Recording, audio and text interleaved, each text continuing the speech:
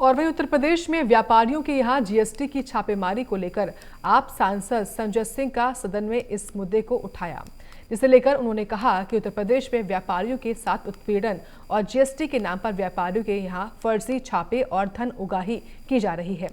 वहीं इसी मुद्दे को लेकर प्राइम न्यूज संवाददाता पंकज वानखेड़े ने आप सांसद संजय सिंह से खास बातचीत भी की है। सुनिए। बात करने के लिए हैं हमारी पार्टी के वरिष्ठ नेता और राज्यसभा सांसद संजय सिंह हैं। सर, कल आप राज्यसभा में एक मुद्दा उठाया जीएसटी को लेकर, आपने कहा कि सरकार परेशान कर रही है व्यापारियों को, क्या कुछ था सर? देखिए, जीएसटी को इस सरकार ने गुंडा सर्विस टैक्स बना दिया है और पूरे उत्तर प्रदेश में एक हफ्ते तक लगातार व्यापारियों को चोर समझ के उनके यहाँ छापेमारी करना, पुलिस को ले जाकर आतंकित करना, उनसे पैसे की वसूली करना, तो जितने तरीके से व्यापारियों को परेशान किया जा सकता था यूपी के अंदर वो किया गया। तो इसको हमने सवाल उठाया। और दूसरा, ये कौन सी टैक्स प्रणाली है जिसमें रोटी पे 5% टैक्स है और पराठा पे 18% टैक्स है। तो अपने आप में एक बहुत ही हास्यास्पद हाल कर रखा है इन्होंने इस देश की टैक्स प्रणाली का। वन नेशन वन टैक्स की बात कही गई थी, वन नेशन मल्टीपल टैक्स है, 5% से लेकर 28% तक का टैक्स स्लैब है। तो ये सवाल थे और मुझे लगता है कि ये एक प्रकार की व्यापारियों के साथ, छोटे और मझोले व्यापारियों के साथ लूट है। और जो बड़े पूंजीपति हैं उनको तो सरकार हर तरीके से राहत पहुंचाने का काम करती है।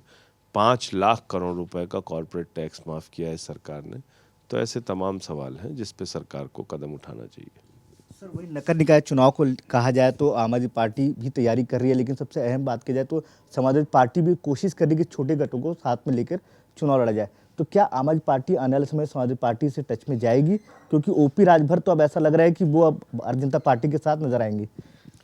आम आदमी पार्टी हर नगर निकाय में 763 नगर निकायों में अपनी कमेटी बना चुकी है, मीटिंगें कर चुकी है, झाड़ू चलाओ गंदगी हटाओ की यात्रा निकाल चुकी है। तो हम अपनी तैयारी में लगे हुए हैं और पूरी मजबूती के साथ आम आदमी पार्टी चुनाव लड़ेगी। सर, आखिरी सवाल। सर, जिस तरह से कोविड का लगातार दौर बढ़ता जा रहा है और केंद्र सरकार का है, दिल्ली सरकार, उत्तर प्रदेश सरकार तमाम तरीके से तैयारियां कर रही है, इस बात को लेकर राघव चड्ढा जी ने आज अर्जेंट नोटिस दिया था राज्यसभा को कि चाइना से जो भी लोग आ रहे हैं या चाइना की फ्लाइट को बैन कर देना चाहिए।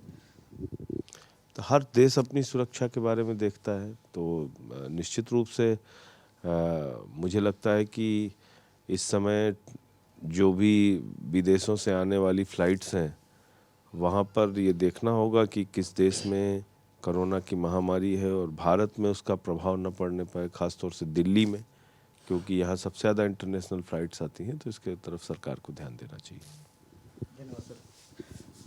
कैमरामैन ज्ञान के साथ पंकज वानखेड़े, प्राइम न्यूज़, नई दिल्ली।